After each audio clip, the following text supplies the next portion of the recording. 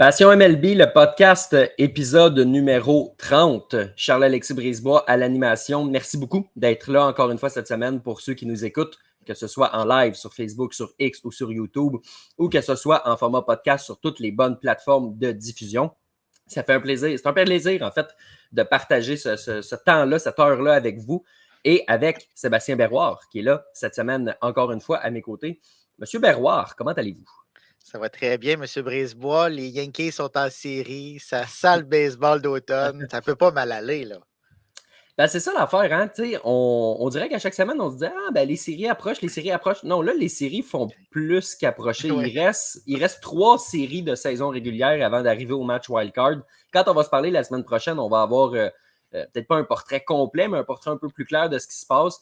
Déjà là, il y a quand même quelques équipes qui se sont qualifiées. Ça sent de plus en plus le baseball d'automne, puis j'espère que tu es prêt parce que c'est toujours de la job sur Passion MLB, mais Oui. c'est toujours le fun aussi à suivre. Là. Je veux dire, c'est sportivement parlant, c'est une belle période. Là.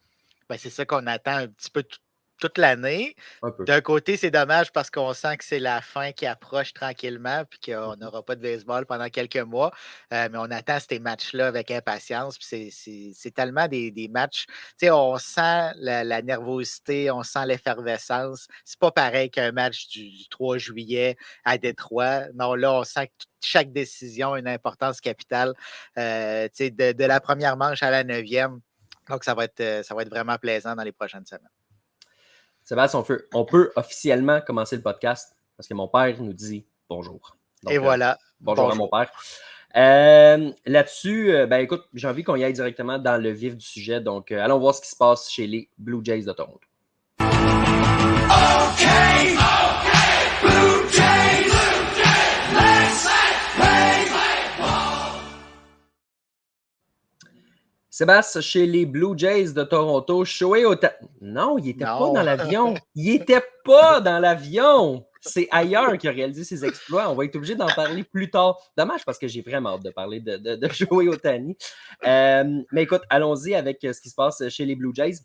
Bo Bichette qui avait une blessure au bas du corps, pour respecter la terminologie utilisée dans le monde du sport, depuis le mois de juillet. Son objectif, c'était de revenir pour se prouver qu'il était capable de jouer. Est revenu, a joué un match contre les Rangers du Texas. Par la suite, le lendemain, il était supposé jouer à l'arrêt-court.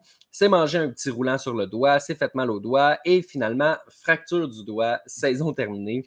Donc, d'un côté, je comprends que son objectif, c'était pas tant de mettre des chiffres sur le tableau. Là. Je veux dire, il y a eu des chiffres de merde cette saison. C'est pas 12 matchs qui auraient changé la donne. Il s'est prouvé qu'il était capable de revenir de cette blessure-là. De ce côté-là, ça va. D'un autre, c'est la saison des Blue Jays. Hein? Il met des efforts, il revient, puis finalement, blessure au doigt, tac, c'est fini. La saison des Blue Jays résumée en 2 jours environ. Là. Oui. Tout s'est passé là-dedans. C'est Oui. aussitôt revenu, aussitôt reparti. C'est vraiment dommage. On en parlait la semaine dernière. On voulait voir dans quel état d'esprit il allait se présenter à son retour au jeu. Qu'est-ce qu'elle allait. Oui, comme tu l'as mentionné, les chiffres n'étaient pas si importants, mais on voulait voir comment elle allait se comporter sur le terrain, comment elle allait se comporter dans l'abri des joueurs. Malheureusement, ça ne sera pas le cas parce que sa saison est terminée. Puis c'est dommage parce qu'il aurait pu au moins donner le ton pour le prochain camp d'entraînement, pour la saison morte aussi. S'il avait bien terminé la campagne, il aurait pu poursuivre sur cette lancée-là, continuer à s'entraîner, continuer à travailler sur les choses qu'il a à améliorer, continuer à s'entraîner de la bonne façon, faire les ajustements nécessaires parce que ça n'a vraiment pas bien été cette année. Donc, c'est sûr et certain qu'il y a des ajustements à faire. Devra quand même les faire là, quand il va être en santé, Ouais. mais ça aurait quand même donné un petit air d'aller au moins vers la prochaine saison. Et là, il y a Vladimir Guerrero Jr. qui a dit que j'ai confiance qu'il va revenir en force l'année prochaine. Donc, c'est le fun. Il a sorti la sacro-sainte cassette. Oui, oui, oui. Ben, tu sais, il a dit ce qu'il fallait qu'il dise. Des fois, on peut lui reprocher de pas nécessairement dire la bonne chose au bon moment. Là, il l'a Comme, fait. mettons, je ne vais jamais jouer pour les Yankees pour Oui, le c'est reste de ma ça, vie. c'est OK, ça. OK. Tu sais. Ouais. Son père, il a dit aussi de se Ouais, la ouais. fermer et de garder ça pour lui. Là. Il Ouais, a le ouais. droit de le penser, mais c'est pas toujours Complètement. nécessaire que toute la planète le sache. Non. Mais là, il a dit la bonne chose au bon moment. Puis oui, on va en avoir besoin chez les Jays l'an prochain. Comme on l'a souvent dit, je ne vois pas Bichette être transigé durant la saison morte. Donc, on va en avoir besoin si on veut gagner ce fameux championnat de 2025 à Ouais. la dernière année de Bichette et Guerrero. Donc, on va avoir besoin de notre duo en santé, puis qui performe aussi, là, comme Vladimir le fait présentement. En attendant, ça ouvre la porte à Jonathan Classé, qui a été rappelé. Jonathan Classé, qui est un espoir, j'ai envie de dire, de premier plan. C'est un bon Ouais. espoir quand même, qui a beaucoup de puissance, beaucoup de vitesse, qui n'est pas Shohei Ohtani, mais qui est un combo qui n'est pas exactement le plus commun. C'est rare qu'un gars qui est capable de frapper beaucoup de circuits est capable de voler beaucoup de buts. Il en a volé quoi, 79 dans les mineurs l'an passé. C'est vraiment un gars qui est très, très, très rapide. C'est un joueur de champ-centre et il a été rappelé pour prendre la place de Beau Bichette. Moi, le sentiment que j'ai, c'est qu'avec Dalton Varsho, dont la saison est terminée, en attendant, bon, il utilisait l'Oper Fido, on a vu des Nathan Lukes, etc. Je pense que dans les 11 derniers matchs de la saison, on va voir quelques sorties quand même de Jonathan Classé au champ-centre, question de voir ce qu'il y a dans le corps. Il a déjà joué un peu dans les majeurs avec les Mariners avant la transaction avec Yimi Garcia, mais je pense que là, on va vouloir le tester pour la fin de la saison. Ben, si tu le rappelles, il faut qu'il joue. Je veux Ouais, faire ouais. le parallèle avec Jason Dominguez chez les Yankees. On ne voulait pas le rappeler parce qu'on voulait vraiment le faire jouer tous les jours. C'est la même chose avec Classé. Si tu le rappelles, il doit jouer. Peut-être que son rappel est un petit peu précipité par rapport aux dernières circonstances qui sont arrivées. Ouais. Mais là, on doit profiter de cette occasion-là pour voir qu'est-ce qu'il y a dans le ventre, qu'est-ce qu'il est capable d'amener au niveau des majeurs. Ce qui va mettre comme chiffre au tableau, c'est pas vraiment important, comme on l'a mentionné pour Bichette non plus. L'important, c'est qu'ils prennent justement cette expérience-là puis qu'ils l'amènent l'an prochain parce que dans les prochaines années, on mise sur Classé. Là. Il fait partie des plans pour l'avenir de ce Ouais. club-là. Donc, on doit commencer dès maintenant. Deux autres joueurs dont la saison est terminée. Il y en a un, on en a parlé, c'est Dalton Varsho. Dalton Varsho qui va se faire opérer à l'épaule, première fois de sa vie qui est sur la liste des blessés. Ce ne sera pas un long passage parce que ça fit un petit peu avec la fin de la saison. Le problème, c'est qu'au début, on disait il va être prêt pour le camp 2025. Là, ce qu'on apprend, c'est que sa réhabilitation risque de s'étirer au cours du camp 2025. Je ne pense pas qu'il va être absent nécessairement pour le premier match, mais je veux dire, un processus de réhabilitation, c'est bête, on ne sait pas comment ça peut se passer. Pas idéal pour un club, comme tu l'as dit, là, qui doit aller chercher un championnat en 2025. Mais j'ai hâte de voir dans quel état il va arriver en 2025. Puis si à un moment donné, on voit que sa progression ne se passe pas super bien, est-ce qu'on va agir ou est-ce qu'on va se dire, ben écoute, il y a des classés, il y a des Loper Fido, il y a des Springer, il y a des gars comme ça. Schneider peut jouer dans le gauche, puis on est correct avec ça en attendant. Tu sais, ça va être une question quand même à se poser à un certain point durant l'hiver parce que à la base, c'était pas du tout un point d'interrogation. Dalton Varsho est régulier dans le centre pour le meilleur et pour le pire. Mais là, c'est une question qui doit être soulevée timidement, mais qui doit quand même être soulevée. Oui, ça va vraiment dépendre de sa progression parce que ça ne sera pas évident. Là.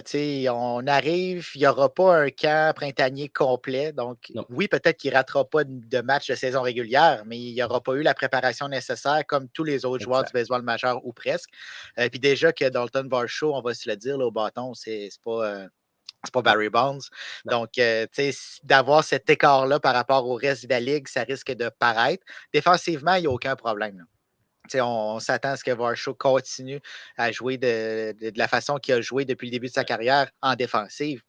Mais c'est au bâton que ça risque de faire mal. Son absence en début de saison, dans le camp printanier, risque d'avoir des répercussions en début de saison. Puis c'est vraiment pas idéal, comme tu l'as dit, pour un club qui.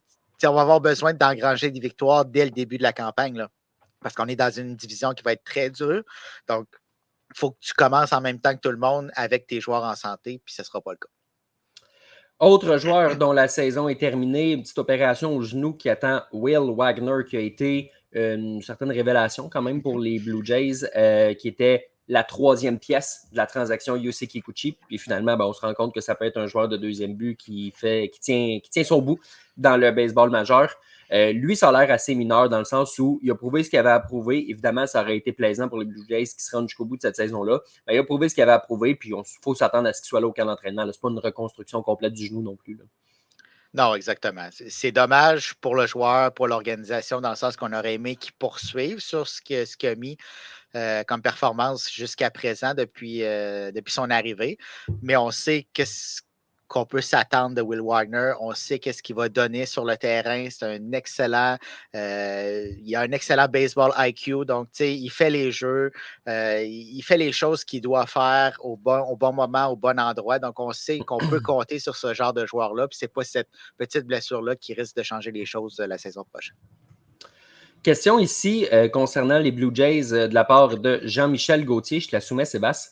Avec Rogers, qui vient de devenir propriétaire du MLSE, donc ceux qui ne connaissent pas MLSE, c'est le Maple Leafs Sports Entertainment, qui est à la tête des Maple Leafs. Donc, Rogers, qui est à la base, qui est à la tête des Blue Jays, qui va aussi acheter donc une grosse portion, 75% des Maple Leafs de Toronto. Avez-vous peur que les Jays deviennent moins importants aux yeux de Rogers au profit des autres entités? La question est intéressante parce qu'à chaque fois qu'il y a des changements dans un organigramme, ben, ça entraîne des changements par la force des choses. C'est sûr que ça va affecter la façon dont on voit les Blue Jays. Les Blue Jays, on peut leur reprocher bien des trucs, Sébastien, mais on ne peut pas leur reprocher dans les dernières années de ne pas avoir mis la main dans leur poche. On proposait un gros contrat à Shohei Ohtani. On fait des grosses rénovations de plusieurs centaines de millions de dollars au Rogers Center. On revampé de A à Z leurs installations en Floride. On monté leur masse salariale. Cette année, finalement, on ne paiera peut-être pas la taxe de luxe à raison de ce qui s'est passé, mais on s'organisait pour la dépasser. C'est une des équipes qui dépense le plus. Donc, ça, on ne peut pas leur reprocher. Et c'est pas mal la grande implication de Rogers parce que Rogers ne met pas nécessairement le nez dans les opérations baseball. On fait confiance à Shapiro, on fait confiance à Ross Atkins, pour le meilleur et pour le pire, tu me diras. Mais on leur fait confiance pareil. Donc, si ça change l'implication de Rogers, à mes yeux, j'ai l'impression que c'est pour le pire. Oui, bien, ça pourrait être au niveau monétaire, dans le sens que là, on rentre d'autres entités dans le groupe Rogers. S'il y a certaines entités qui vont un peu moins bien, est-ce qu'on va réduire le budget, par exemple, des Blue Jays pour essayer de compenser ailleurs? Ça pourrait être une chose. Mais comme tu l'as dit, on ne s'implique pas au niveau baseball ou presque. Donc, de ce côté-là, je ne vois pas vraiment de répercussions, à tout le moins à court terme.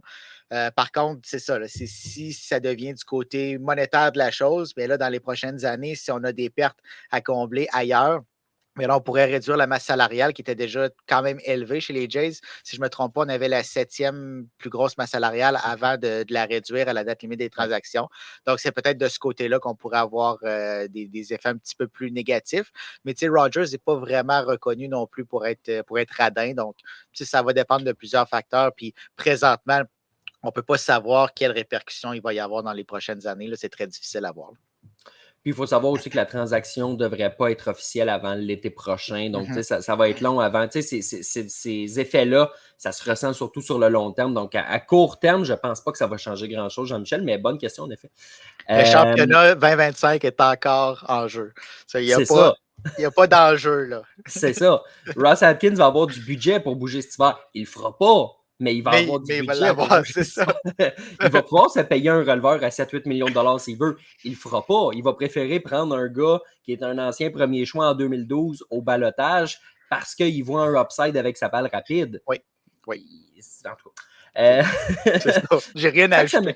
Chaque semaine, hein? Un oui, releveur comme ça, que c'est ça. Allons-y avec dernier petit point peut-être sur les Blue Jays de Toronto. Chris Bassitt, qui, justement, en parlant des propriétaires et de la direction, lui, à ses yeux, c'est pas de la faute des propriétaires, c'est pas de la faute de la direction, c'est certainement pas de la faute à John Schneider cette saison-là, c'est de la faute des joueurs. Il n'y a pas tort dans le sens où les joueurs doivent évidemment être imputables de leurs efforts, de leurs résultats. Il a raison à ce niveau-là, mais je sais pas, est-ce que c'est vraiment pas du tout de la faute de ses patrons? Mais tu sais, c'est probablement le seul qui ne comprend pas pourquoi on blâme la direction. Là. Il est tout seul sur son île. Ouais. Tout le monde sait pourquoi les Jays sont au point où ils en sont présentement. Ouais. Puis oui, la performance des joueurs fait partie du fait que les Jays ne seront pas des séries éliminatoires, ne seront même pas proches d'y participer. Mais ces joueurs-là n'ont pas été placés dans des conditions gagnantes là, dès le début de la saison. Il n'y avait pas les éléments nécessaires pour faire un long bout de chemin durant cette campagne-là. Puis ça a mis beaucoup de pression sur certains joueurs qui n'auraient pas dû avoir cette pression-là. On va reprendre les termes de Martin Saint-Louis, ils n'étaient pas dans la bonne chaise. Donc, ils ont dû prendre une autre chaise, mais ce n'était pas la bonne chaise. Non. Donc, tout au long, on a couru après notre queue tout au long de la saison. À cause de qui? à cause des dirigeants. Puis, en plus de tout ça, on rajoute des décisions douteuses de John Schneider qui aurait pu faire gagner son équipe à certains moments durant la campagne, puis ça n'a pas été fait. Donc, de ne pas comprendre pourquoi la direction est blâmée pour cette mauvaise saison-là, ben, ça fait très Chris Bassett en 2024. Là. Tout ça, ça fait juste boucler la boucle. Moi, je pense qu'il ne comprend pas parce qu'ils ont offert un contrat de 63 millions de dollars, puis il se dit, mais ce sont des visionnaires, ces hommes-là. Des génies. Cher Chris Bassett. Oui. Donc, voilà, c'est l'actualité de plus en plus morte chez les Blue Jays de Toronto qui vont laisser leur place à des vraies équipes au cours des prochaines semaines. Donc, écoute, faisons de même, puis allons voir ce qui se passe ailleurs dans la MLB.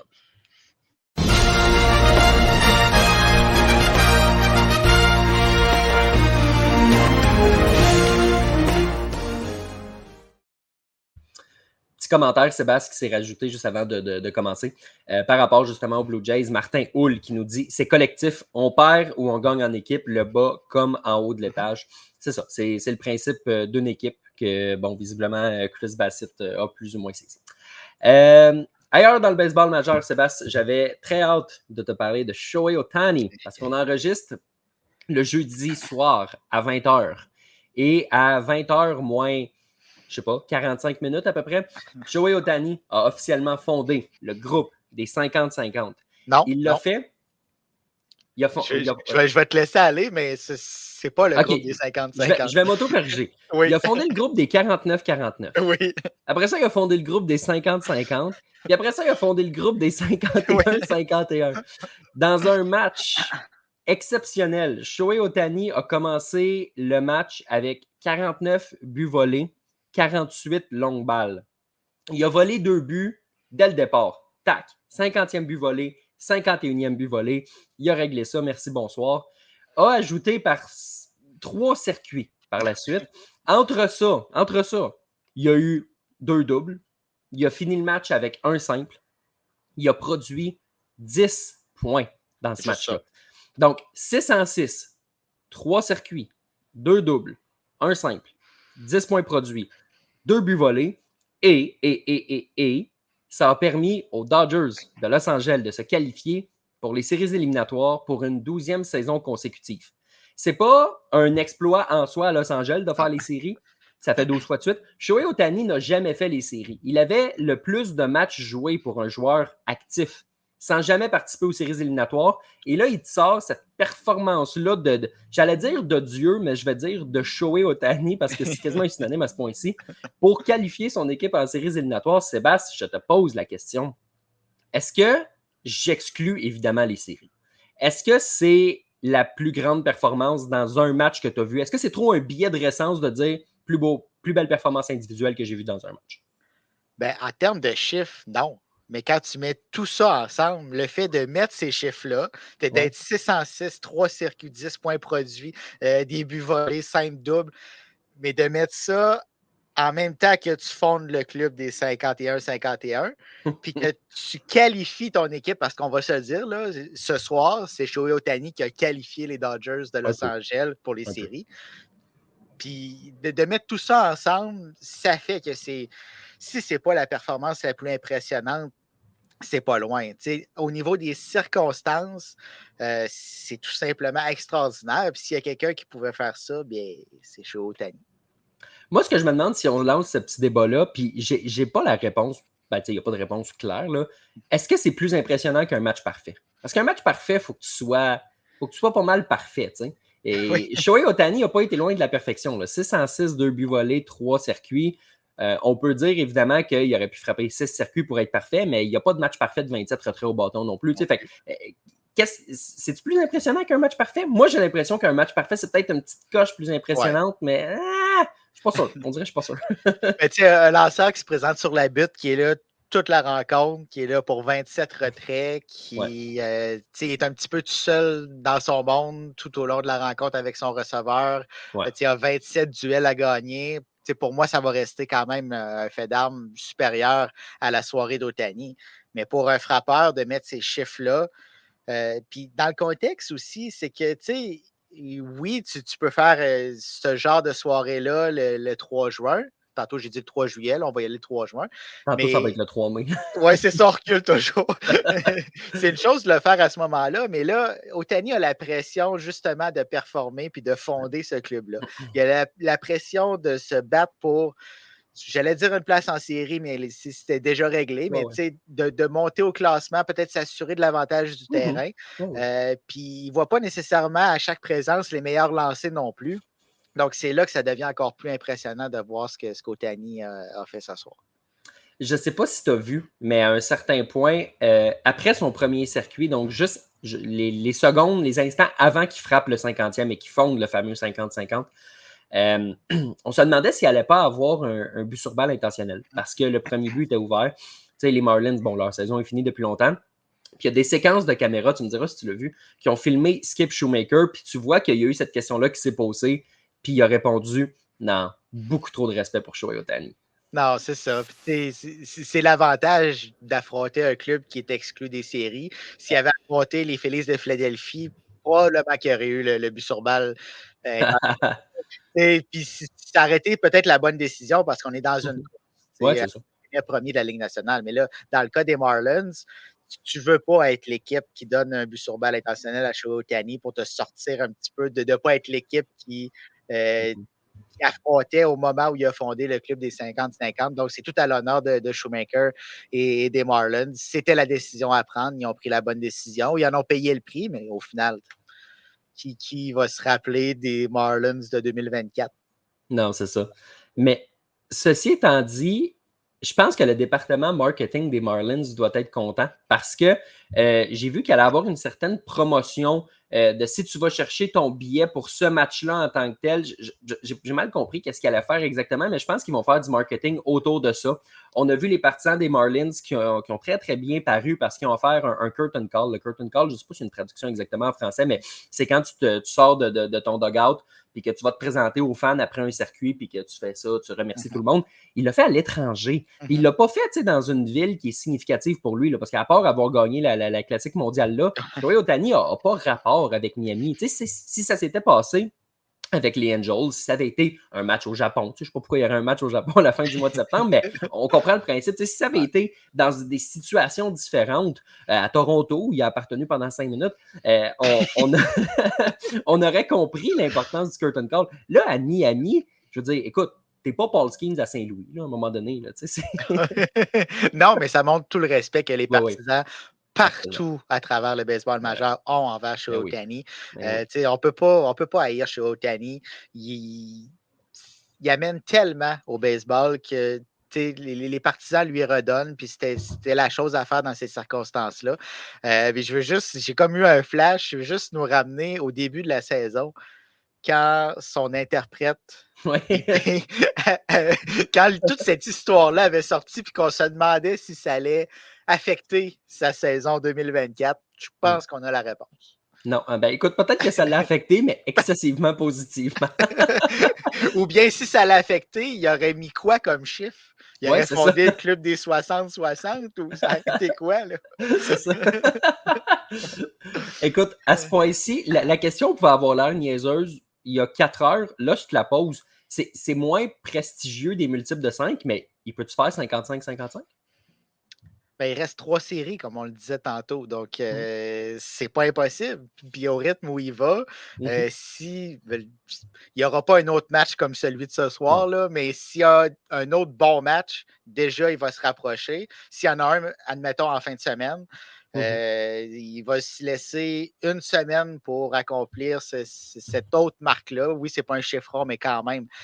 Tout ce qu'il va mettre au tableau présentement, c'est juste du bonus par rapport au club des 50-50. Donc, c'est incroyable. Là. Il ne se rendra pas à 60, mais il va finir, peut-être qu'il va finir à 55-55. On ne reverra pas ça de sitôt. Là.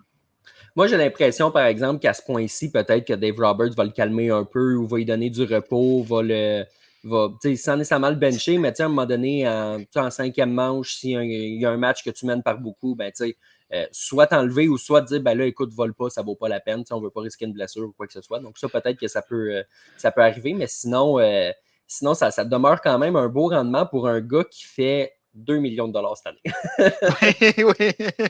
On ne reviendra pas là-dessus. Non, Mais là, si je ne me trompe pas, je pense qu'ils vont terminer la saison à domicile. Donc, ouais. peut-être le fait de ne pas voler de but, oui, je te l'accorde, mais on ne retirera pas Ohtani des matchs, surtout qu'il est seulement frappeur de choix. Là. Il va avoir toutes les présences qu'il doit avoir, puis ça va lui donner l'occasion justement de gonfler ses chiffres extraordinaires. Là. Puis je veux juste te rappeler, là, Shohei Ohtani dans la vie, c'est aussi un lanceur. Aussi. Finalement, d'ailleurs, le président des opérations baseball, là, au cours de la journée, qui a dit qu'il ne s'attend vraiment pas à ce que Shohei Ohtani soit une option pour lancer en série. Là. C'est quelque chose qui avait circulé parce que Dave Roberts avait ouvert la porte, mais ça ne devrait pas arriver. Mais quand même, s'il continue de frapper comme ça, il va avoir un impact quand même assez significatif là, sur son équipe.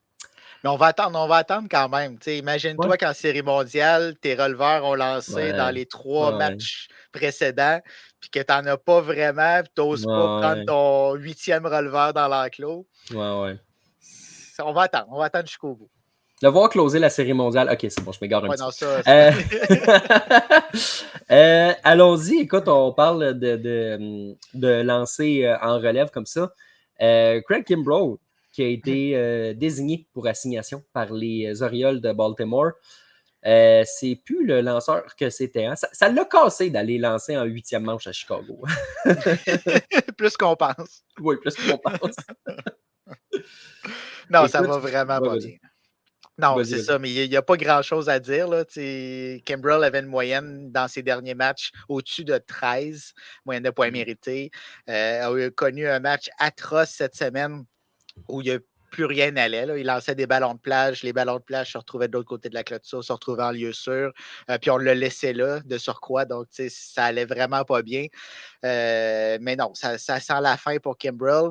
Dans les dernières années, il a peut-être un petit peu surfer sur sa réputation.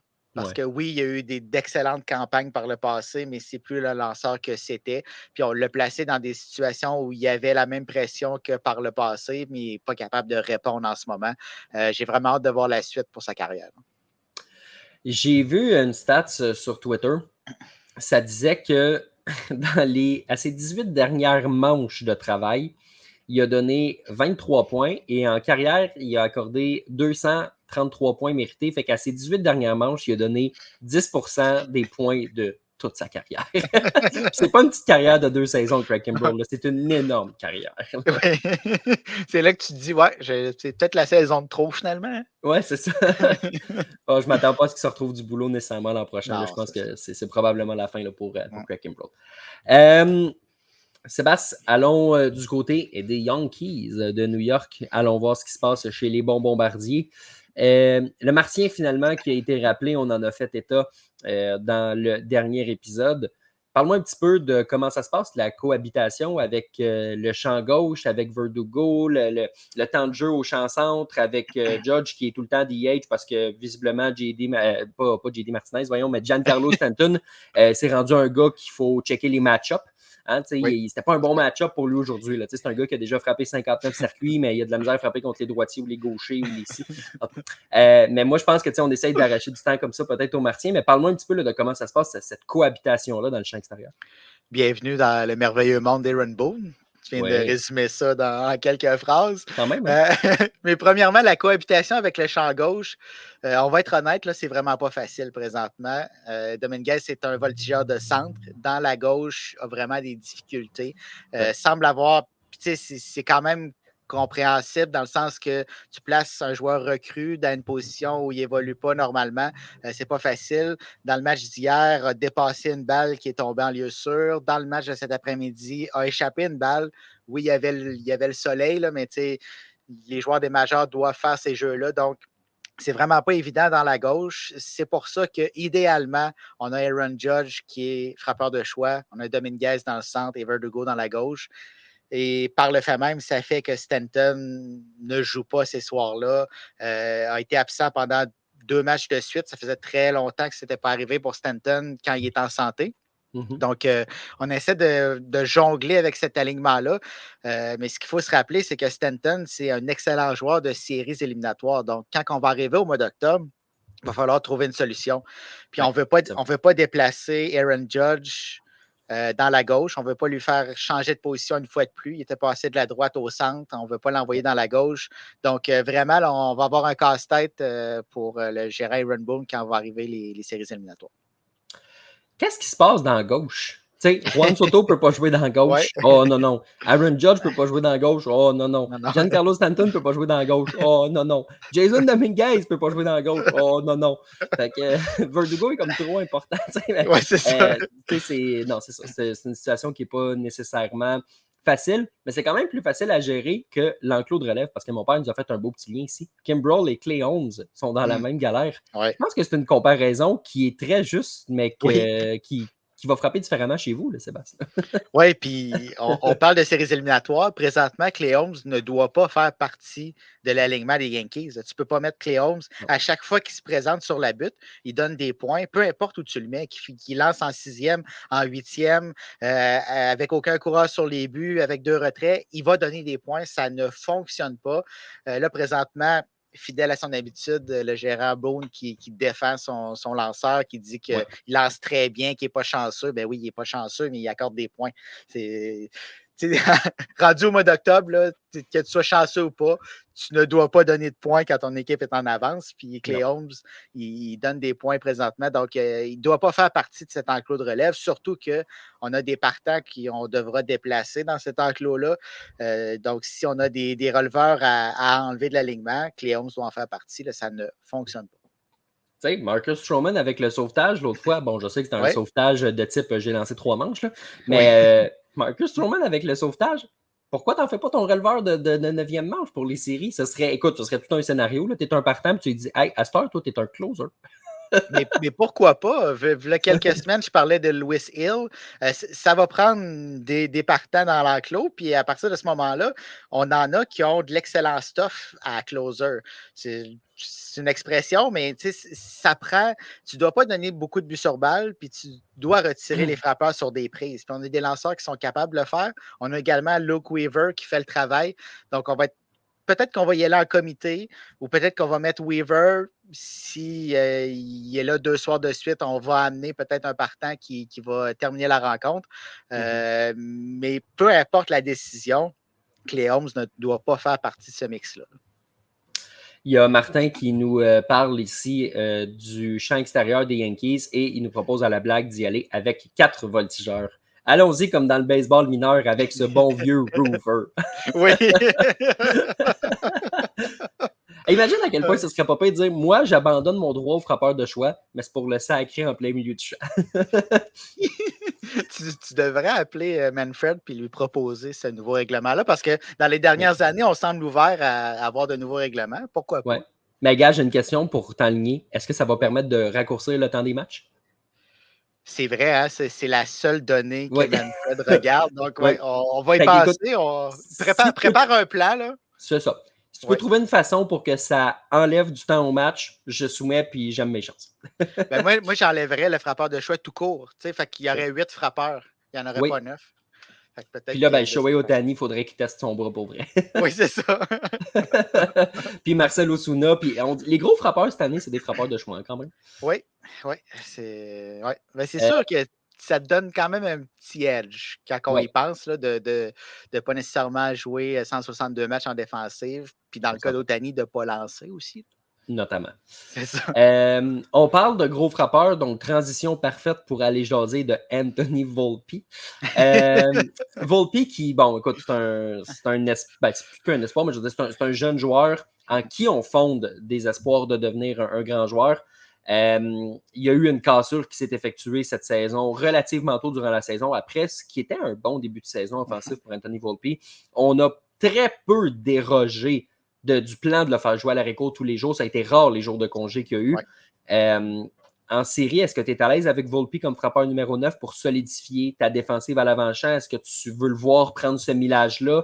Est-ce que c'est le temps d'essayer d'autres choses? Comment tu vois cette position-là à l'Areco? on n'a pas le choix. On n'a pas le choix. Anthony Volpe doit être le joueur d'arrêt court en séries éliminatoires. Défensivement, il fait le travail, là. Il n'y a aucun doute là-dessus. Puis il faut se rappeler qu'à sa gauche, si on enlève Anthony Volpe puis qu'on met Oswaldo Cabrera, qui n'est pas mauvais, mais qui n'est pas nécessairement un joueur naturel d'arrêt court, on a Gleyber Torres qui est là au deuxième but, qui n'est pas nécessairement une merveille masquée en défensive. Donc, tu ne veux pas créer un énorme trou au centre de l'avant-champ qui va te coûter des matchs défensivement. Tu dois avoir Volpe qui est là, qui est stable défensivement. Oui, c'est vrai, son coup de bâton, c'est atroce cette année. Il reste que il a encore 23 ans, donc c'est un jeune joueur. Et deux, s'il frappe au 9e rang du rôle offensif, il te fait pas mal. Ce qui va t'amener, ça va être du surplus. Le reste de l'alignement doit faire le travail, là. C'est le haut du line-up des Yankees qui vont gagner une série mondiale si jamais ça arrive. Ce ne sera pas Anthony Volpe. Oui, tu as besoin de ton bas de line-up, mais il faut que le haut performe à la hauteur de leur talent et du salaire qui gagne également. Donc, tu dois miser sur la défensive dans le cas de Volpe. Chez les Yankees, qu'est-ce qui a fait jaser aussi? Ah oui, Garrett Cole. Oui. Garrett Cole. On en parle-tu pendant 4 minutes? pour ceux qui n'ont pas vu la situation. Garrett Cole a décidé que ça ne lui tentait pas d'affronter Rafael Devers parce que Devers a vraiment son numéro depuis le début de sa carrière. Et il a décidé lui-même, sans parler à son gérant, de faire le signe 4 balles, tu t'en vas au premier but. Puis finalement, ça a ouvert les écluses de l'offensive bostonaise et les Yankees qui ont perdu ce match-là. Autant Garrett Cole paraît mal, autant je me dis c'est un vétéran lanceur qui ne le fait pas nécessairement tout le temps non plus. C'est vraiment contre un gars, on le sait que Rafael Devers a son numéro. Là. Il ne l'a pas fait contre le premier venu. Là. Historiquement, contre Devers, il ne l'a pas pantoute. Contre les Red Sox, il ne l'a pas pantoute non plus. Il y a un côté de moi qui dit je respecte quand même ce qu'il a essayé, même si c'est plate de voir qu'un lanceur comme ça décide de ne pas affronter volontairement un lanceur. Mais en même temps, Sébastien, j'ai envie de te demander, c'est quoi la différence entre ça ou s'il s'était dit, moi là, j'y donne pas des bons lancers, puis au pire, au bout de 4-5 lancers, ça fera un but sur balle. Tu sais, souvent, il y a ces situations-là qui arrivent de façon homogène dans un match, puis tu t'en rends plus ou moins compte. Tu te dis, c'était pas vraiment un at-bat très compétitif parce que les lancers n'étaient pas là. À la place, il a décidé de sauver un 2-3 minutes, puis de dire, non, tu t'en vas directement au but. Fait que, d'un côté, on dirait que j'ai pas de misère avec ça. De l'autre, je comprends pourquoi ça a chatouillé les Red Sox aussi. Oui, ben moi, c'est surtout les circonstances où c'est arrivé. Les Yankees menaient 1-0 dans ce cas-là. Il n'y a personne sur les buts. Ouais. Si Devers fait un circuit, c'est 1-1, le match est encore à la portée des Yankees. Puis tu sais, tu parlais de semi-affronter un frappeur en lançant un peu autour. Tu sais, au moins, donne la chance au frappeur de s'élancer sur un lancer à l'extérieur de la zone des prises. Devers est quand même reconnu à certains moments pour s'élancer sur des tirs à l'extérieur de la zone des prises. Peut-être pas contre Garrett Cole parce que vraiment, il a l'air d'avoir la balle grosse de même. Mais quand même, au moins, prends la chance de lancer un petit peu autour, puis de voir comment le compte va, puis peut-être d'essayer de déjouer le frappeur, surtout avec une avance d'un 0, surtout avec aucun coureur sur les sentiers si tôt dans le match. Puis là, vraiment, après ça, ça a donné le ton aux Red Sox qui ont remercié Garrett Cole. J'ai pas aimé vraiment le moment où ça a été fait. Garrett Cole avait discuté avec Aaron Boone, avait discuté avec les dirigeants des Yankees avant le match qu'on allait possiblement penser à faire ce genre de choses-là à un moment ou à un autre du match. Mais là, c'était pas le temps de le faire. Puis il n'a pas demandé à Aaron Boone s'il était d'accord. Boone qui aurait voulu qu'il affronte Rafael Devers à ce moment-là. Donc, c'est un peu toutes les circonstances autour de ça qui font que Garrett Cole a un petit peu mal paru dans cette situation-là. Restons sur Garrett Cole un petit peu. On s'est parlé hors d'onde un peu de l'option de sortie de Garrett Cole. Garrett Cole qui, pour ceux qui ne le savent pas, il lui reste 4 ans de contrat à 36 millions de dollars par année. Il y a une option de sortie. S'il utilise son option de sortie, les Yankees peuvent dire non, nous, on te rajoute une 10e année à ton contrat, donc une 5e année à partir de maintenant, au même montant. Fait qu'au lieu de faire 9 à 324, ça fait 10 à 360. Il resterait 5 ans à 180 millions de dollars. On te conserve. Tu ne peux pas devenir agent libre. Tu restes avec nous pour les 5 prochaines années. Tout le monde s'attend à ce que ce soit ça qui se passe parce que Garrett Cole est un excellent lanceur, même s'il y a une année plus difficile. Les Yankees en ont besoin. Scott Boras, c'est ce qu'il fait. C'est ce qui va arriver. Toi, tu me dis que si jamais il y a un scénario très hypothétique, parce que probablement que le but des... Une condition. Oui. Si jamais dans un scénario hypothétique qui ne risque pas d'arriver, mais quand même, jouons le jeu, tu as besoin de cet argent-là pour signer Juan Soto. Toi, tu me dis que tu me laisses partir Garrett Cole pour signer Juan Soto. Sans hésitation. Si jamais. Sans hésitation. Si jamais Sans hésitation. Sans hésitation. Je peux te le répéter encore si tu veux. S'il te plaît. Oui, sans hésitation. Ah! Si Al Steinbrenner, puis on est dans une histoire fictive, là, se retourne vers son CA, puis le CA lui dit c'est Juan Soto ou Garrett Cole, ben l'argent si on prend, là, on a besoin de l'argent de Garrett Cole pour signer Juan Soto, puis on n'ira pas plus haut. C'est Juan Soto. Juan Soto, à 25 ans, a une beaucoup plus grande importance dans l'alignement des Yankees que Garrett Cole peut l'avoir, qui lance aux 5 jours, dans une rotation partante qui présentement a déjà 6 lanceurs. Ça a déjà fait des vagues. Nestor Cortés qui n'était pas heureux d'aller en relève. On a déjà les lanceurs qui peuvent former cette rotation. Elle va être plus faible, c'est sûr et certain. La rotation sans Garrett Cole est plus faible. Il a remporté le trophée Cy Young l'an dernier. Mais de la façon dont Juan Soto performe et protège, il ne fera pas derrière Aaron Judge, mais le fait qu'il se rend sur les sentiers devant Aaron Judge, ça le protège d'une certaine façon. Puis on aurait Juan Soto pour 10, 12 ans. Pour moi, tu prends Juan Soto devant Garrett Cole. Pour moi, tu prends Garrett Cole. Explique. En tout respect à Juan Soto, là, qui est un des meilleurs frappeurs du baseball. Garrett Cole en santé est probablement le meilleur ou l'un des meilleurs lanceurs du baseball majeur. Le nerf de la guerre, c'est sur le monticule. C'est avec... Il y a des équipes qui ont une grosse attaque, mais qui, parce qu'ils n'ont pas de lanceurs, ils n'arrivent pas à se rendre en série. Il y a des exceptions. Là. Tu peux quand même déboursailler quelque chose comme les Nationals ou les Rangers l'an passé, des affaires de même, mais souvent, c'est les gros lanceurs qui finissent par l'emporter. Si tu enlèves Garrett Cole de cette équation-là, tu te retrouves avec Marcus Stroman que je truste à moitié. Tu te retrouves avec Nestor que je truste au corps. Tu te retrouves avec des lanceurs comme ça. Carlos Rodon peut aussi bien l'échapper l'an prochain. Là. Tu ne sais pas quand est-ce qu'il va être fiable ou quand est-ce qu'il va pas l'être.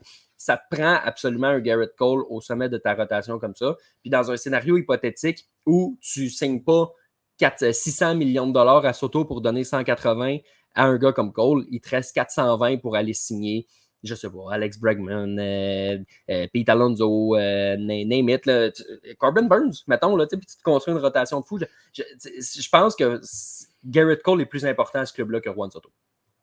Je comprends ton point, mais on l'a vu, là, l'attaque des Yankees sans Juan Soto l'an dernier, c'était à plat, là, c'était atroce. Même depuis 2-3 semaines où Soto et Judge ont plus de misère, ça a été plus difficile dans les dernières semaines, je te le concède. Là. Exactement. Puis quand tu as juste Aaron Judge dans cet alignement-là, c'est facile de le sortir de l'équation. Là, on n'est pas capable de le sortir de l'équation parce que Juan Soto est sur les sentiers, parce que Gleyber Torres est sur les sentiers, parce qu'Austin Wells suit par la suite et frappe bien depuis quelques mois. Mais tu enlèves Soto de l'équation, puis ça change complètement cet alignement de frappeurs-là. Tu as bien beau avoir la meilleure rotation du baseball majeur, et je comprends que the name of the game is pitching, mais tu ne remporteras pas de match 1-0 tout au long de l'année. Puis là, ça va mettre beaucoup de pression sur la relève également. J'ai dit sans hésitation, c'est sûr qu'on va y réfléchir, mais pour moi, je vois un gain beaucoup plus grand à avoir Juan Soto à un plus jeune âge. Il faut penser que si on prolonge le contrat de Garrett Cole avec une 5e année à partir de maintenant, admettons, les 2 dernières années de ce contrat-là, je ne suis pas sûr que ça va vraiment rapporter non plus. Là. C'est vrai, mais dans cette optique-là, peut-être que les 3-4 dernières années d'un contrat de 13-14 ans aussi pour Soto ne serait pas nécessairement... Cole, il a quel âge? Il finissait à 38, si je ne me trompe pas. OK. Bon, c'est à peu près, Ouais. l'âge que Soto va finir aussi. Ouais, c'est Donc, bon, évidemment, un petit débat pour le plaisir, là, parce que le but pour les Yankees, c'est d'avoir et Judge, et Soto, et Garrett Cole en uniforme l'an prochain. Mais non, je trouvais ça intéressant comme petit débat. Là. Il y en a qui ont leur avis. Tu as l'appui de mon père, je te l'annonce de façon officielle. Il vient de te renier d'un coup. 100%. Oui, c'est Complètement. ça. Complètement. Martin qui dit demandons au capitaine Judge, ce serait une bonne question. Moi, je m'attends. Ouais. Je vais faire la réponse, OK, Martin? Oui, Il va faire. t'es bon Ben, là. écoute, je pense que les deux gars sont super importants. Puis je pense qu'un gars comme Coley et Soti, ben écoute, sont vraiment importants pour l'équipe. Puis moi, je fais confiance au plan de la direction parce que ils sont vraiment capables de construire une équipe qui va se battre pour un championnat parce que c'est ça, avec les Yankees, il faut gagner un championnat le plus souvent possible. Je pense qu'il répondrait quelque chose comme ça, fait qu'il répondrait pas. Aaron Judge, mais Martin, je suis d'accord avec toi, j'aimerais avoir sa réponse, mettons, là, autour d'une bouteille de vin chez eux, là, avec quelques personnes seulement, pas de caméra. Ça pourrait être une réponse plus intéressante. C'est sûr et certain qu'il ne se mouille pas. Là. Ça, c'est sûr et certain. Officiel. Mais comme tu dis, le soir, quand il rentre à la maison et qu'il parle à sa femme de l'organisation dans laquelle il est, j'aimerais ça être une petite mouche qui entend ce qu'il dit. Absolument. Absolument. Écoute, je veux qu'on parle du classement un petit peu. Ce qui se passe du côté de la Ligue nationale. On avait une question un petit peu plus haut ici, si je peux la retrouver. Martin, qui nous demande les Dodgers affronteraient qui en ce moment pour les séries si ça commençait aujourd'hui? Les Phillies sont au premier rang présentement de la Ligue nationale. Au moment où on se parle, les Dodgers sont au deuxième rang. Ça veut dire que les Dodgers, si le classement ne bouge pas, auraient un bail pour passer directement à la série division et éviter les matchs de meilleur deuxième. Et les Dodgers, comme ils sont au deuxième rang, affronteraient le gagnant de 3 contre 6. Présentement, 3, ce sont les Brewers et 6, ce sont les Mets. Donc, ils affronteraient le gagnant de cette série-là. Et les Phillies affronteraient le gagnant entre les Padres et les Diamondbacks. Les 6 équipes qu'on vient de nommer, Sébastien. Phillies, Dodgers, Brewers, Padres, Diamondbacks, Mets. Ce sont fort probablement les 6 équipes qui vont faire les séries. Il y a une seule autre possibilité, c'est les Braves, parce qu'après ça, on tombe aux Cubs qui sont à 7 matchs. C'est beaucoup trop loin. C'est une question de jours avant qu'ils soient éliminés. Les Braves d'Atlanta, de la façon dont ils jouent, là, ne méritent pas leur place en série, Sébastien. Non, c'est terminé. C'est terminé. Les Mets, de l'autre côté, sont en feu. On dirait que rien les arrête. Ils n'ont aucune pression. Puis les Braves, ils ont toute la pression du monde, malgré les nombreuses blessures qu'il y a au sein de cet alignement-là. Mais il n'y a rien qui fonctionne. Puis ça fait plusieurs semaines que c'est comme ça. C'est ce qui a permis aux Mets de revenir dans la course. On a une série importante entre les deux équipes la semaine prochaine, si je ne me trompe pas. C'est peut-être là que ça va jouer. Ouais. Scénario hypothétique, les Braves balayent la série, ben là, peut-être qu'on va avoir une possibilité de participer aux séries éliminatoires, mais sinon, je ne vois pas vraiment de scénario où les Mets se retrouvent en dehors du portrait des séries. Puis on dirait que depuis peut-être 2 semaines à peu près, on dit ça va être entre les Braves, les Mets. Finalement, les Diamondbacks ont une petite baisse de régime. En ce moment, les Diamondbacks ont exactement la même fiche que les Mets. Ouais. Donc, peut-être que les Mets et les Braves peuvent participer aux séries si ça sort les Diamondbacks. Ça m'étonnerait que ce soit les Padres. C'est un club qui joue bien. Ils ont 2 matchs et demi d'avance sur l'Arizona et les Mets au moment où on se parle. C'est pas impossible, évidemment, qu'ils glissent, mais quand même, je m'attends à ce que les Padres, un peu comme les champions de division, là, les Brewers, les Dodgers, les Phillies, ces clubs-là, je m'attends à ce que ces 4 clubs-là fassent les séries. Sinon, le reste, ça va être quand même intéressant à suivre parce que les Diamondbacks, ça va être les finalistes de l'an passé, rien de joué en Arizona. Là. Non, rien de joué. Puis on a eu une excellente séquence à un moment dernièrement. Tout allait comme ça doit être en Arizona depuis la dernière série mondiale, mais là, rien ne va plus. Donc, est-ce qu'on est en train d'avoir la pire séquence de l'année au mauvais moment, ce qui va nous sortir du portrait des séries? Encore là, ça va dépendre de la série entre les Braves et les Mets. Si les Braves réussissent justement à balayer ou à remporter 2 matchs, bien là, on se rapproche des Mets. Et on se rapproche par le fait même des Diamondbacks si les Diamondbacks commencent pas une série de victoires.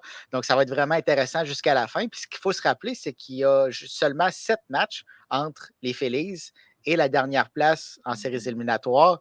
Donc, oui, c'est une chose de rentrer, mais une fois rentré, toutes ces équipes-là peuvent se rendre jusqu'au bout. Absolument. Regarde, on est à 1 semaine et demie de la fin de la saison. Les Phillies ne sont pas encore qualifiés au moment où on se parle. Donc, non, il n'y a rien. n'y a rien qui est joué à ce niveau-là. Si je te pose une question juste avant, oui. Qui tu veux affronter, qui tu ne veux pas affronter parmi ces équipes-là? Les Dodgers, on dirait, me font plus ou moins peur parce qu'ils ont tellement de blessés sur le monticule. Ouais. Je n'irai pas jusqu'à dire que je veux les affronter, mais on dirait que ça me dérangerait peut-être moins qu'une équipe comme les Brewers. Les Brewers ont l'air vraiment en mission présentement. En fait, tu sais quoi? On dirait que les Dodgers et les Phillies ont beau être au sommet du classement. C'est des équipes qui ont démontré des failles en deuxième moitié de saison. Oui. Ce sont des équipes qui ne s'enlignent pas pour jouer les matchs suicides. Puis depuis 2-3 ans, on le voit, Sébastien, les clubs qui ne jouent pas là perdent complètement leur momentum. Je n'ai pas envie de parier pour les Dodgers ou pour les Phillies présentement. Les Brewers me font peur. Les Padres me font particulièrement peur.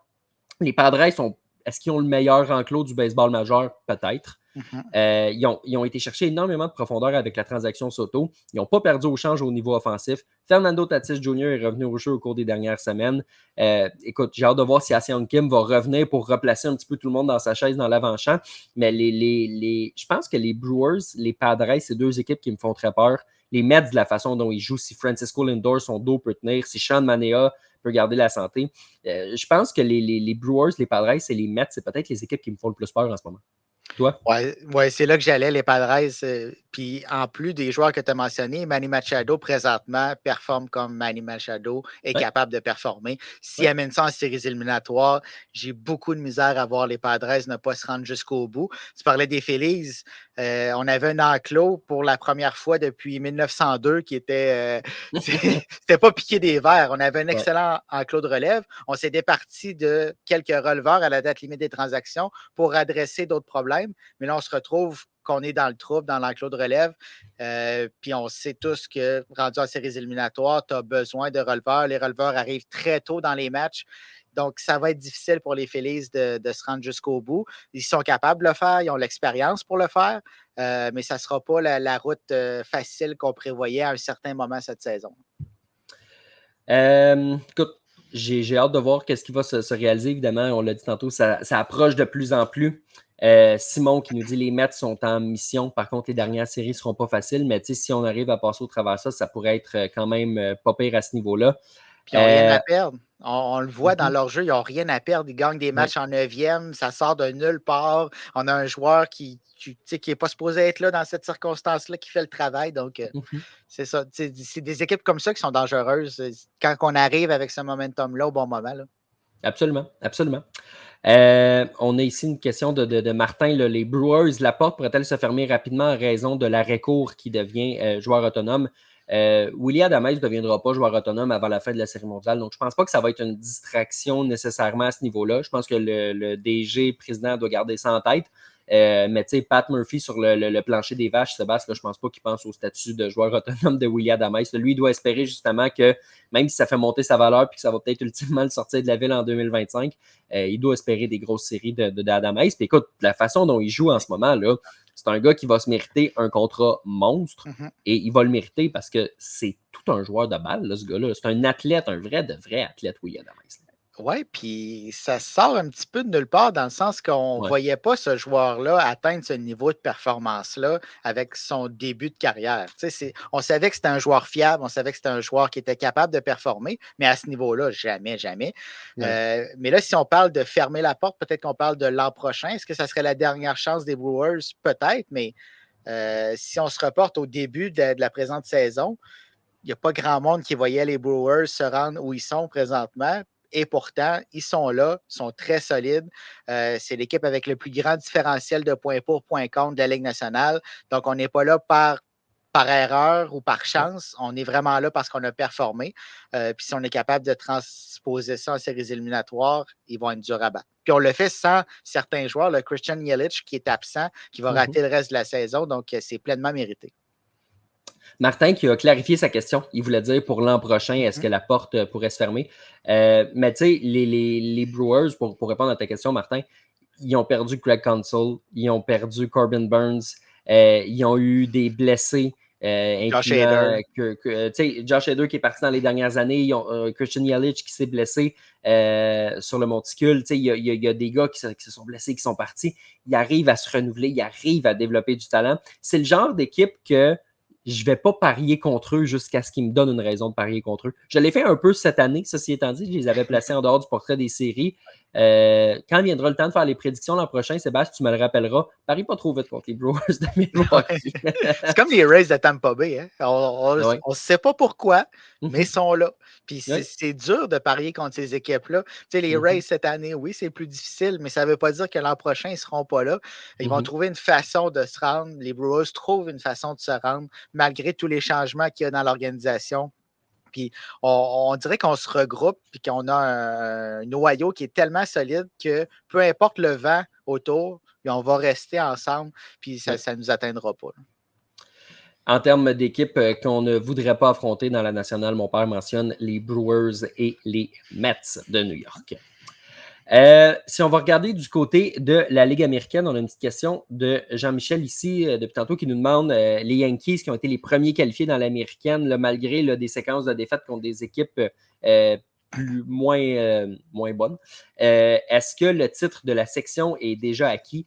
Moi, j'ai envie de te dire que c'est pas mal chose faite. Là. Si on regarde présentement, on parle de 4 matchs d'avance sur les Orioles de Baltimore. Et Sébastien, les Orioles de Baltimore, ça n'a pas l'air d'une équipe qui va rattraper 4 matchs en une semaine et demie. Là. Ça fait dur à Baltimore. Là. On dirait que depuis le début de la saison, ils ont commencé haut. Puis mois par mois, on dirait que c'est toujours un petit peu plus difficile. Les blessures, évidemment, sont un facteur. Là, je pense qu'il y a une douzaine de gars sur la liste des blessés. Mais quand même, là, en ce moment, ce n'est pas une équipe qui m'inspire confiance. Là. Si on transpose ta question de tantôt dans l'américaine, j'ai pas peur d'affronter les Orioles de Baltimore. Non, présentement, c'est un accident de char. On a remporté une victoire aujourd'hui qui n'était pas méritée. Les Giants leur ont donné cette victoire-là. On fait des jeux, là, c'est atroce. On a eu un relais au marbre. Le receveur n'avait pas le pied sur le marbre, donc le coureur a été déclaré sauf. Du grand baseball. Ou du grand baseball. Offensivement, c'est catastrophique. Donc, oui, on va affronter les Orioles qui n'ont pas un excellent corps de lanceur. Et là, si l'attaque ne fonctionne pas, il ne reste plus rien dans ce club-là. Donc, non, ce n'est pas un genre de club qui risque de remonter une pente de 4 matchs. Par contre, il y a une série entre les deux équipes la semaine prochaine. Est-ce que c'est ça qui pourrait donner l'élan aux Orioles pour le reste de la saison? Si on balaye les Yankees, c'est 3 matchs qu'on vient de prendre sur 4. Donc, il en reste un à aller chercher. Puis, on va avoir le bris d'égalité. Donc, c'est là que ça va jouer. Les Yankees ont besoin d'aller en chercher un dans cette série-là. Puis, ça risque d'être assez facile pour le reste.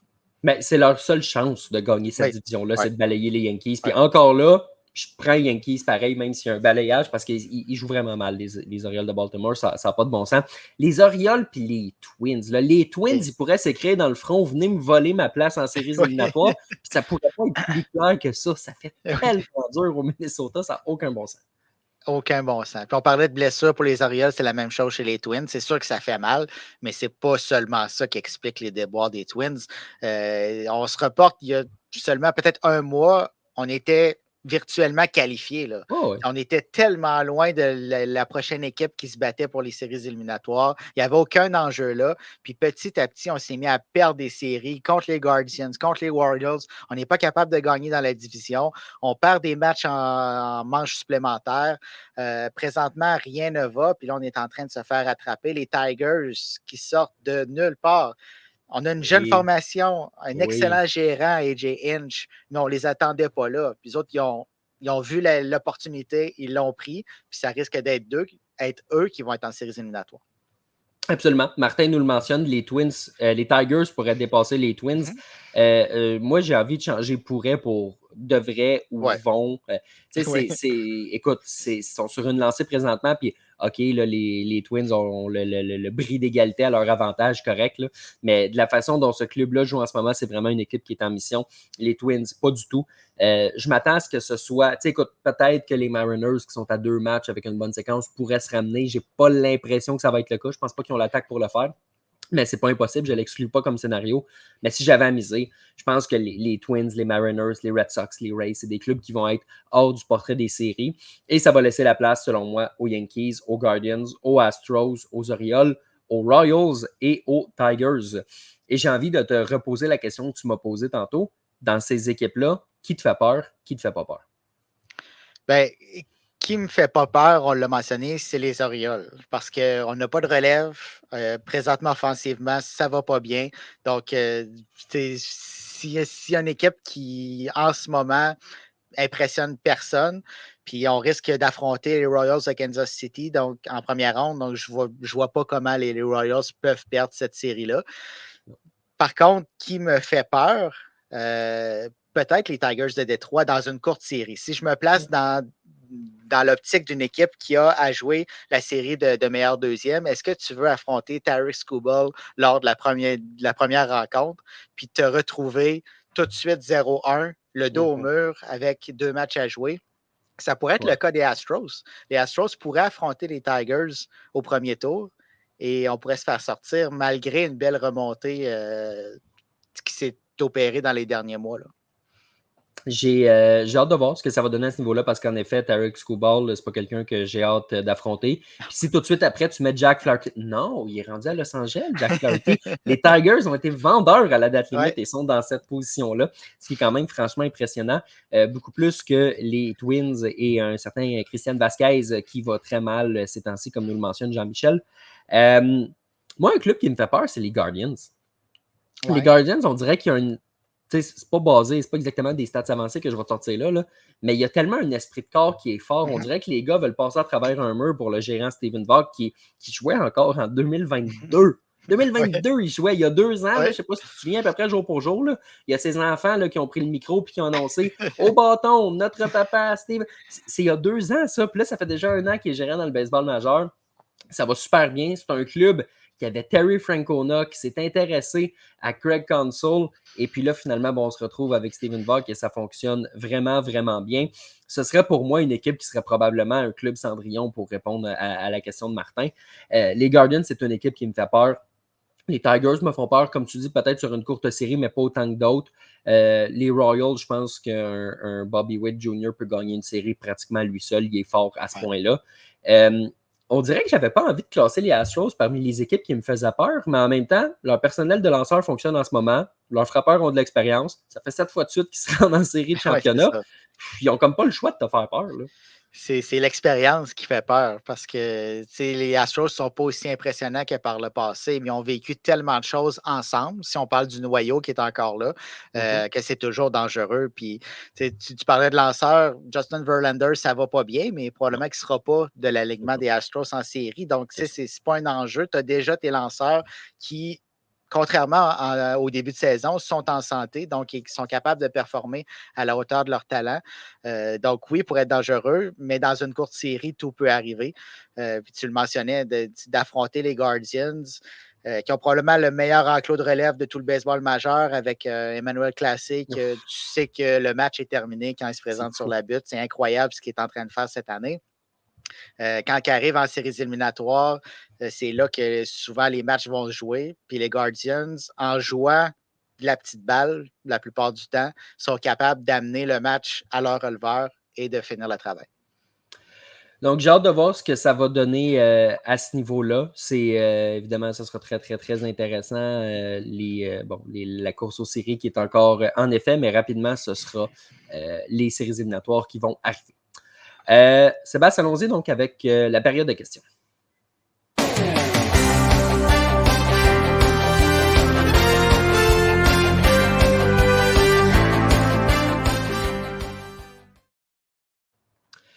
On a une question qui est intéressante ici qui nous vient de Landry Chirac. Pouvez-vous me dire le top 4 des meilleures équipes MLB dans les 2 dernières saisons? J'ai sorti le classement de 2023, puis Sébastien, on va y aller à mi-temps comme ça, on va y aller équipe par équipe. L'équipe qui a eu la meilleure fiche l'an passé, 104 victoires, ce sont les Braves d'Atlanta. Donc, on ne peut pas les classer parmi les équipes les plus impressionnantes des 2 dernières années. Cette année, ils ne le sont pas. Les Orioles de Baltimore, 101 victoires l'an passé. Même s'ils vont moins bien présentement, je pense qu'ils ont leur place potentiellement dans ce top 4-là. top 4, oui, c'est sûr et certain, malgré leur fin de saison.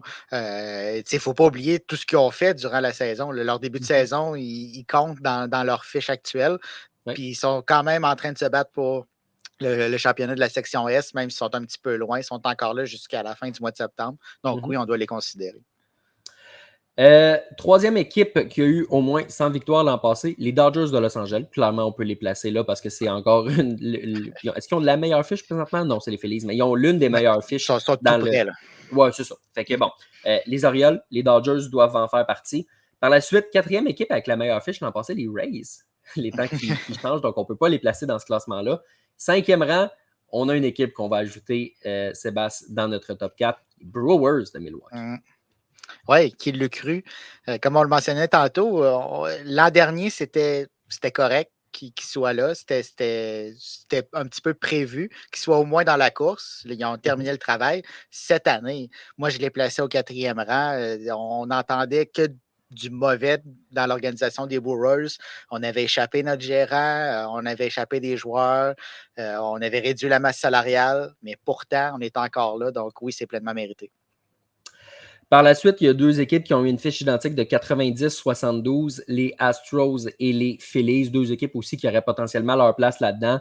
Après, écoute, on y va avec les Rangers du Texas qui ont gagné la Série mondiale, mais que, bon, ils n'ont pas une saison impressionnante cette année. Tu sais, si on y va, si on inclut les séries, on ne peut pas inclure les Rangers, les Diamondbacks qui ont été de la finale l'an passé. Donc, on peut se baser un petit peu plus sur la saison régulière. Donc, j'ai l'impression que, Sébastien, on peut piger entre les Orioles, les Dodgers, les Brewers, les Astros, les Phillies.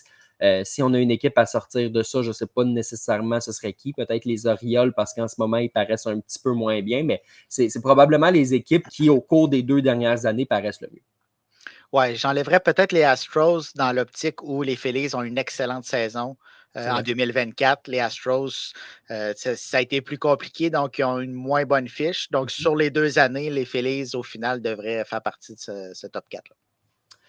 J'ai répondu à la question tantôt, mais je ne te l'ai pas soumis. Cette saison, est-ce que tu as des clubs, Cendrillon, pour 2024 en vue des séries? Ben, c'est dur à dire dans le sens que dans la Ligue nationale, est-ce qu'on considère les équipes qui n'ont pas un bail comme des équipes Cendrillon, parce que c'est tellement serré que n'importe qui peut remporter le titre dans la Ligue nationale. J'irai avec les Padres qui ne seront pas au sommet de la Ligue nationale, vont passer par le meilleur deuxième, mais pour moi, ils ont tous les éléments pour se rendre jusqu'au bout. On est tellement complet à San Diego, malgré tous les mouvements de personnel qu'on a fait, mais AJ Preller, à chaque année, trouve le moyen de construire cette équipe. Est-ce que ça va se transposer en série? C'est un autre game, mais sur papier, j'irai avec les Padres.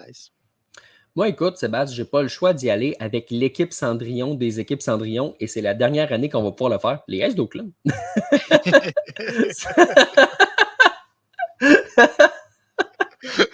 Celle-là, je ne l'ai pas vu venir. Non, j'imagine. Moi non plus, pour être bien honnête.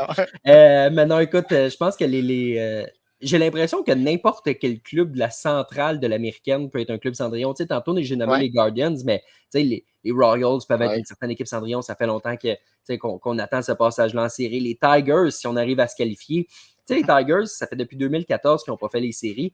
Les Angels aussi, ça fait depuis 2014 ils ne feront pas cette année. Mais sinon, les 28 autres équipes ont fait les séries éliminatoires depuis ce temps-là. J'ai l'impression que cette équipe-là, Cendrillon, pourrait venir de l'américaine.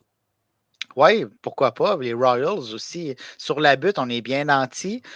Cole Reagans, Seth Lugo qui fait un retour incroyable cette année. Donc, tu sais, si cette rotation tient le coup avec des Bobby Witt Jr., avec Salvador Perez qui sont capables de faire le travail offensivement, mais oui, on peut causer une surprise. Hein. Aucun doute. On va suivre ça, évidemment, dans les prochaines semaines avec grand intérêt. Sébastien, merci beaucoup d'avoir été là encore une fois cette semaine. Toujours un plaisir de partager ce podcast-là avec toi, avec les auditeurs. Donc, merci évidemment à tous ceux qui nous écoutent, en live sur Facebook, sur Twitter, sur YouTube le jeudi soir à 20h ou qui nous écoutent, Sébastien, dans un format plus habituel de podcast. Oui, sur toutes les bonnes plateformes de podcast. On va placer l'enregistrement dans quelques minutes à la suite de la fin de l'épisode 30. Donc, vous pourrez le retrouver à cet endroit-là et également sur notre site web passionmlb.com. Juste avant de finir, Sébastien, il y a Martin qui nous mentionne que selon lui, les Royals s'en vont en finale de l'américaine.